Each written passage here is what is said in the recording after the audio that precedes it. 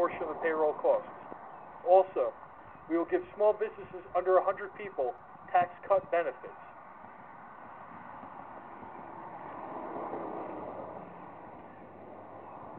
Now, friends, it's time to return freedom to the people, not freedom from justice or persecution, but freedom from economic tyranny.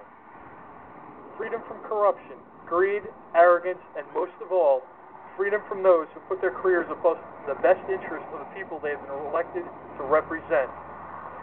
Now, if that quote sounds familiar, it should. It comes courtesy of the book that everyone in this country should read and will be the theme of my campaign, Common Sense, originally dictated back during the Revolutionary War by one Thomas Paine. Common sense. That's a phrase sadly lacking today in government on all levels.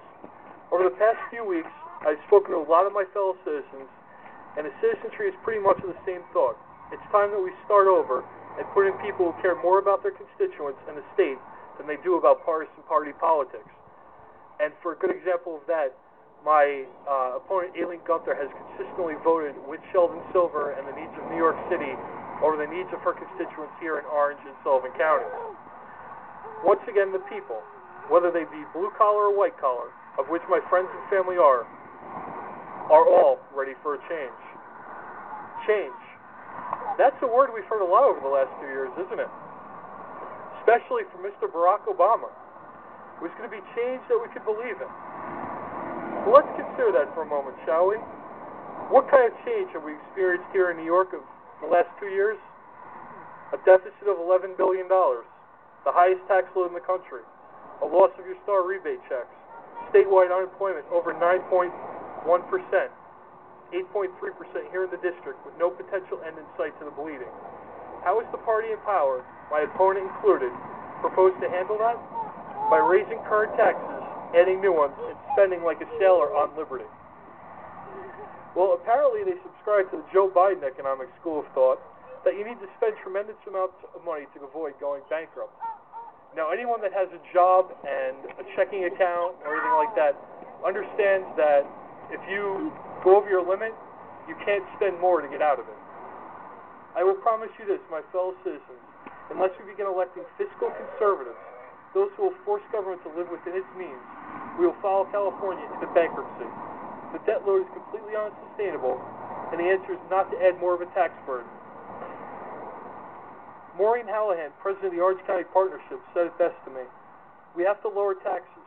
Can you imagine building your life here, raising your family, and not being able to afford to stay here? You know, over the past few decades, we have truly become a society of strangers, of workers who both leave and return in the dark. These people cannot attend town or planning board meetings or really get involved in the political process in any way, shape, or form. This is why we have elected officials. Now, those elected officials are supposed to be just that, representatives of their constituents, going back to the founding fathers that instilled the government of, by, and for the people. And they no longer represent the best interests of the people, our state representatives, especially not mine and a few others. They've long lost sight of the fact that they work for us, not the other way around. Answering to themselves, to their special interests, whatever the case may be, that is one thing I will not do. You know, when the founders sat down and drafted the two greatest documents that the world has ever known, they weren't professional politicians, and unlike the majority of our elected officials today, they never intended for politics to become a career. Our elected officials, or at least the majority of them anyway, have grown lazy and complacent, living off the public's money. Ladies and gentlemen, this must come to an end, and the only way it's going to happen is if we enact term limits, and quickly. However, the career politicians, and I promise you, this is the only thing you're ever going to hear me negatively say about Aileen Gunther. They don't want to give up all their perks. They really don't. Or the power that comes with those perks and return to the private sector. So therefore, I am going to make a pledge to you right here tonight. If elected, and I say this to all of my constituents, I will voluntarily take a 15% pay cut across the board. I will give up all of the perks of the office. There will be no per diem.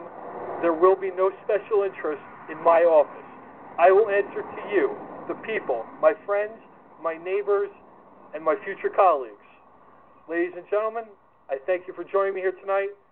Have a safe trip home, and God bless America and the great Empire State of New York.